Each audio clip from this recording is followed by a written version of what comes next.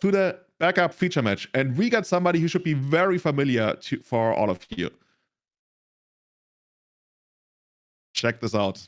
You might have heard this name before, right? Bryant Cook, does that ring a bell? Host of the Eternal Glory podcast, top 8 at GP Columbus 2010, playing the very same deck. Creator, founder, maker of this deck, legacy legend. Kai, have you played the Epic Storm before? I did try the Epic Storm like many years ago. I think like 2013 or so. It was a very different deck back then, and like seeing Brian on his signature deck doing so well this tournament this really means something, right? It's incredible. We haven't seen the Epic Storm in many weeks and months, I think, in larger tournaments, but here he is and fighting for the top 8 spot. Really nice. Yeah, if you were to pick one person to take this all the way to the top 8, everybody would be saying Bryant, right? And he's very close to it. He's going up against his opponent, Griffin Van De Venne. I think we've seen Griffin earlier in the week, like yesterday, playing this very same deck. Lance, also known as one of the most iconic decks of the format. Unfortunately for Griffin here, it's not the best matchup he's going up against, right? If you're playing Lance, if you're 2 rounds away from making the top 8 of Eternal Weekend, the Epic Storm is probably one of the last matchups you want to face in the entire room. So what do you think is, how would things to play out for Griffin to maybe take the match here? So Lance is a deck that punishes a lot of those dual land heavy fair decks, right? Like Delver, mid-range decks, because you can get a lot of wastelands into play, waste all their stuff, drop a Karakas to basically kill all the creatures, stuff like that. What Lance doesn't do is to disrupt combo decks. It can, if in a combination with Wastelands and maybe the Sphere of Resistance. That's an interesting take here. Crop Rotation also can get a Bojuka Bog to maybe like nuke the graveyard if the opponent is on a Reanimator strategy. Bryant Cook, though, not as much of a graveyard deck, I want to say. It's more like an ad nauseum Galvanic Relay deck, right? Yeah, it has some graveyard lines, including Gaia as well, but a lot of times he doesn't really need to expose himself to that. So we are going to see how this plays out. By the way, Kai, do you know why it's called the Epic Storm? Oh, because it's epic? I don't know. I always thought like... Is this the level of marketing we have going for? And they're like, no, it's deeper. Oh, I thought that Tendrils of Agony is cool, and then the Grape Shot is like double the work, so it's epic. I love that. Okay, maybe we'll retcon the name now. So back in the day, in like a land before time, and with legacy teams around, like I guess the New England era, there was a team called Epic that Brian was a part of, and I think that's how it plays. So anybody correct me if that's wrong, but I'm 99% sure on that. And they also played other Epic decks. There was not only the Epic Storm. We also had decks like the one I remember is the Epic Elf Survival, back when Survival of the Fittest was still legal in the format. So all of their decks were epic, but only one of them survived to this very day. All right, let's see if Bryant Cook can play against Epic Lance here in this this game. The winner will probably make it into the top 8. Could be almost locked here. Bryant Cook also, for everyone who doesn't know, has a complete pimped out deck. It's all Japanese foil, signed, I believe. All the dual lands are black bordered. It's the absolute... You can't do better than this, right? Like, this is the ultimate end goal as a collector and as someone who really put a lot of like time, effort, and money into their deck. Yeah, this is a project that has been going on for almost 20 years, I want to say. I might actually be the most shiny, pimpest, rarest decks in the entire world of Legacy, if not Magic. The only thing that's missing from this are summer dual lands, right? Brian, come on, step up your game. We need those summer dual lands. Oh, wow. Check this out. Like, speaking of like Stormmaster, like this is a brainstorm. In response to the brainstorm, we cracked the Lion's Eye Diamond here on top. So the top card of the library has to be some sort of like maybe like Galvanic Relay or... And he knows what the top card is from the initial brainstorm, right? Yeah. So he knows what's up. He takes the card and could be Galvanic Relay. And it's Besiege. Oh, Besiege the Mirror. As Brian is using his awesome The Epic Storm tokens, you can certainly get them from his website. One of the few decks that has like an entire website dedicated to it. Definitely urge you to check it out. If this is the kind of deck you love, check it out. We got Gaia Swirl, lots of new cards here in action, and that one's gonna allow him to play cards from his graveyard until the end of the turn. This is like a new school Yagmoth Swirl, right? Yeah, totally. I think it has exactly the same text. Usually it's a suspend card in green. You have to pay 1 green mana and wait 4 turns. But I think Bryant is done waiting, right? Like it's like we can maybe wait tomorrow, but like let's go. Like turn 1 combo action. Its opponent doesn't even get a turn here. This is ridiculous. This is ridiculous. You already got the Storm count, which Bryant is very nicely illustrating there with the tokens to take out Griffin. I would think that Bryant knows what he's up against. I don't know what's like for you, but like if you get to these like very late stages of these big tournaments, you usually like are aware of what the people around you are playing. So that makes it even easier to fully commit to that line, knowing that Griffin is not going to be holding something like a Force of Will. And Bryant gets that beautiful, beautiful Japanese foil signed Scourge Tenders of Agony to take the first game. Oh my goodness. Yeah, what a show off. What a nice greeting, into this into this 10th round here. Like a really nice turn 1 kill. It was really clean. And the brainstorm with cracking the LED in response is something that you can almost only see in Legacy, I think. It's one of those like little tricks, where you can turn your LED into like an actual Black Lotus. Well so I guess as we once again go back to the deck list, what is Griffin actually going to be able to do against Bryant's Storm deck here? And from what I remember, unfortunately for Griffin, there's really not too much in the sideboard that's going to help him out here. There's 2 copies of Deafening Silence, one of the best cards you can have against the Epic Storm on the play. But other than that, Endurance not exciting. Choke could come in. Like you can sometimes buy a little bit of time, especially if you have cards that you definitely want to take out, like Swords to Plowshares. But I don't see too much. Like, is Force of Vigor gonna help you out? Like, technically there are lines, but we are really reaching here. I think I kind of like Force of Vigor. I think at this point, like, Lance is so far behind in this matchup that you gotta throw in everything you got. Force of Vigor can... Like, Bryant Cook is playing a Mox Opal deck, right? And Mox Opal has this requirement where you need Metalcraft for it to work. So if Griffin can point the Force of Vigor on like Lotus Petals and LEDs, maybe like on an upkeep or like mid combat or some weird timing, it's possible maybe to shut off a Mox Opal or 2. Yeah, there are sometimes ways where like you disrupt Metalcraft, or that's the closest I can actually think of.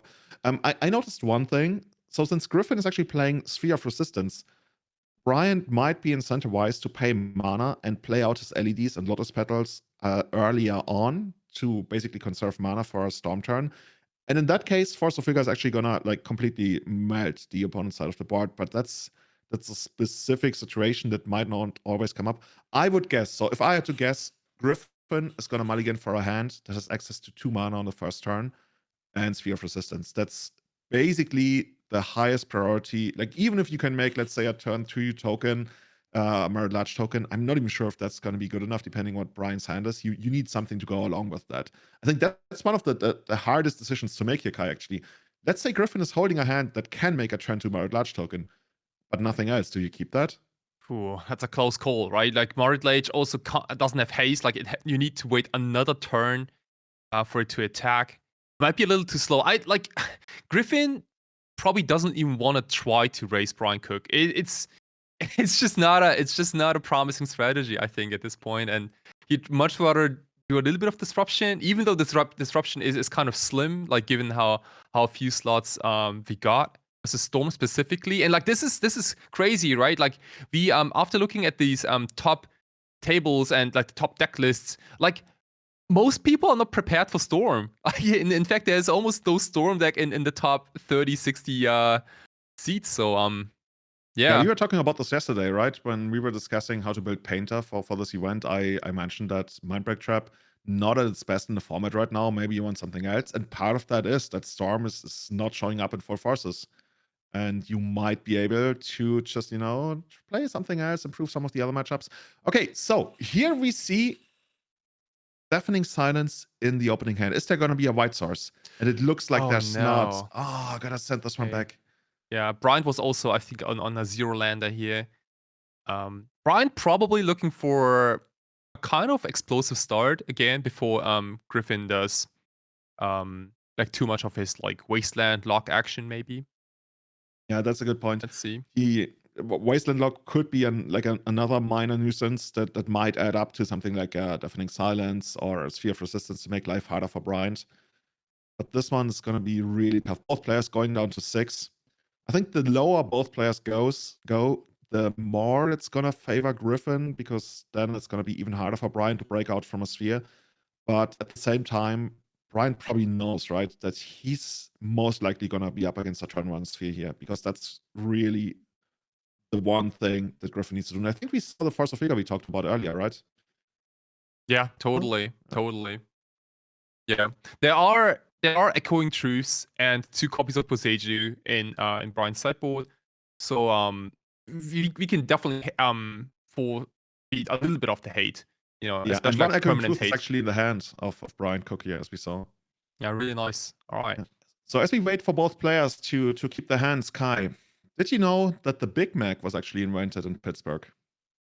Oh, nice. I haven't had a Big Mac in 10 years, but hey, that's It was invented in 1967. I was trying to come up with interesting facts about Pittsburgh, and yeah, it's nice. one of the most famous things. Somebody, as I would like to say, discovered the Big Mac. It's like, it's like gravity. You don't like invent it, you discover it. Discover it. Yeah, we should get Discovery one of the together Big next Mac. time. Yeah. Oh, I don't know about that one. Okay, once again. Okay, we got the Mox Diamond, we got the land to pitch, and we got the Deafening Silence to make on the first turn. On a mile to 5, that's gotta be a keep. I mean, and yeah, it Griffin has to be a agrees. keep, yeah. And the Saga, like, it doesn't get any better than this, I think. This is On a one of the best 5. 5s you can keep for sure. Yeah, especially if you can find another land to start your offense. Right. So Griffin completely empty-handed on turn 1. This is all he got. Oh no, that's not even true. He has like 1 card in hand, but like that's all he got. Yeah, that one better be another land. Mm-hmm. And Brian just passes the turn, clearly signaling, hey, I might want to do something on your end step. As Griffin loams back another land that, fortunately for him, doesn't really produce any kind of mana. And passes the turn. Brian, not in a hurry. He's like, okay, it looks like I still got a little bit of time. We're going to see what the Urza Saga is going to come up with. What do you think? Potentially a Mox Diamond, maybe, if you draw lands? It could be another diamond.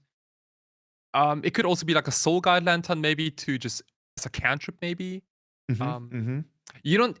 I think you're probably not concerned about the graveyard. Obviously, you could just let the Soul Guide Lantern sit and play for the time being. But there's no specific artifact you want to get with this saga. I think. There's really not too much that you can really find here, right? There's no Pithing Needle that can actually like knock out mana sources, and which would be actually a really amazing play if we had access to that right now.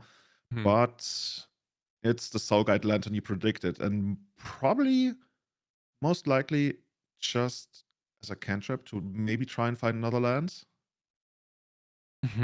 And looked like the Soul Guide Lantern just exiled the life from the Loam here. Yeah, you gotta exile something. That's something that happens to you with Painter at times. You have to. And it's interesting to see Loam go instead of the Urza Saga. But maybe Griffin just picked up another copy of Loam. The thing is, you don't really want to dredge Loam here, right? You literally want to find an actual extra land from the top. Like just getting Loam, not really getting you anywhere. Especially now that you predicted, right? There's another Loam in hand. Kai, have you considered like switching from Doomsday to lands? I think it might be already too late for me to hop on the train. Like, to properly play, every time I see lands players play lands, it is I feel like they're playing like a completely different game. It's not the Ponder Brainstorm Force of Will kind of thing.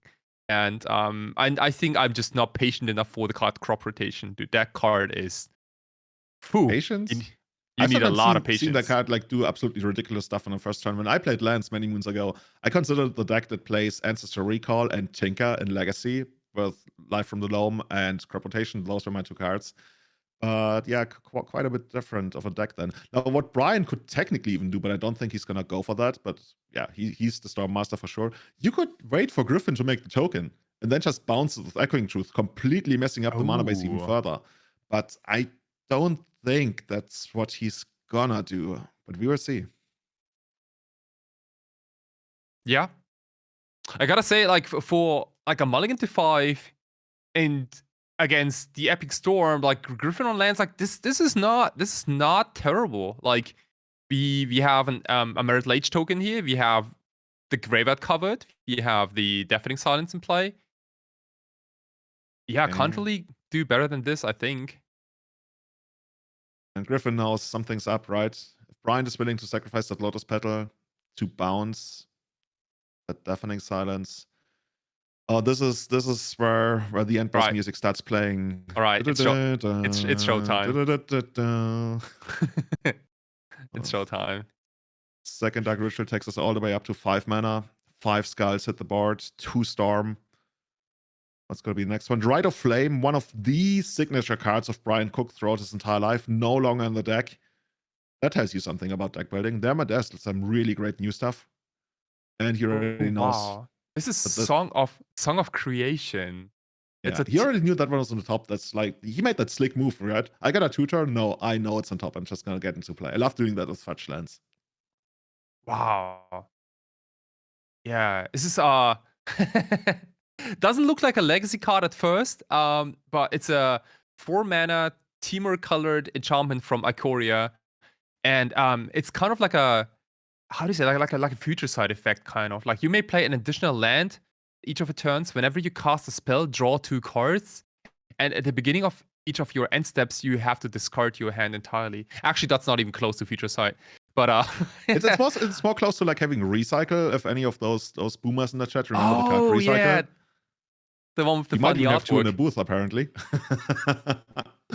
Thoughtseize, like, how good is Thoughtseize if it actually ends up drawing 2 cards?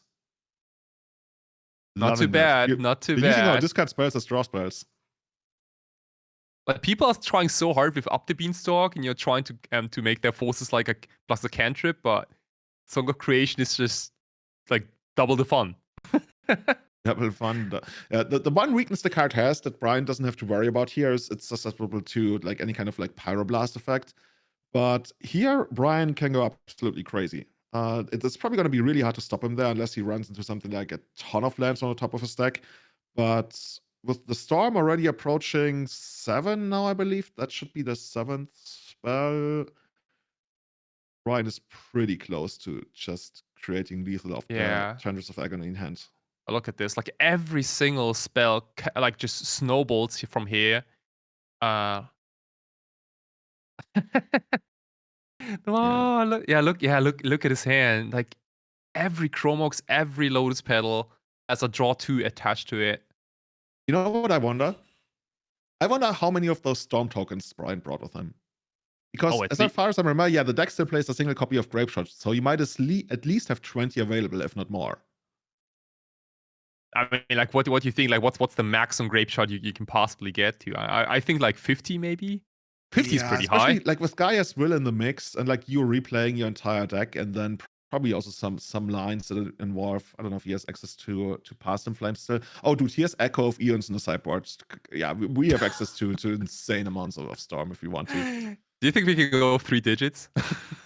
He might be able to. Like, especially, you know these old Storm tricks where you play out all your artifacts, then you, let's say, Echoing Truth, your Lotus Petals, and you replay them again? Yeah. You know, like showing off in your local game stores, like, one thing, but if you can show off in a maybe top 8 bubble match in the largest legacy tournament in years, then please go nuts. we wanna see Storm 50, actually. Bryant Cook, certainly not a stranger to showmanship. I remember when we ran the Legacy Premier League many moons ago, he made it a thing that never mind old stories. Bryant takes the win, moves on to 9-0. Potentially able to draw into the top 8 of Eternal Weekend. He actually has his podcast teammates of Eternal Glory, Bryant Corwell, also still fighting for top 8. So we've already been talking about how crazy of a matchup that would be to